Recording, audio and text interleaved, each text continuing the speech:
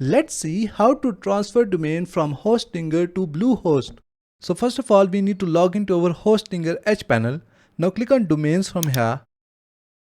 Now select the domain that you want to transfer to Bluehost and then click on manage from here.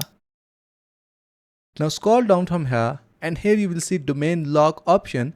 Just turn it off and then click on get code from here. We just need two things from here. The first one is domain lock and it is currently turned off, and the second one is authorization code.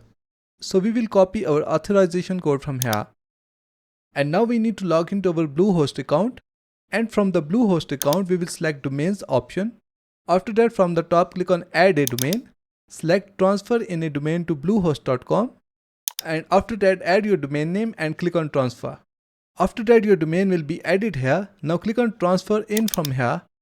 After that we need to copy these name servers from here. Go back to Hostinger domain. Click on DNS/name servers. Click on change name servers. Select change name servers. We need to paste these name servers here and then click on save. Once we are done, we will go back to Bluehost and then click on transfer in.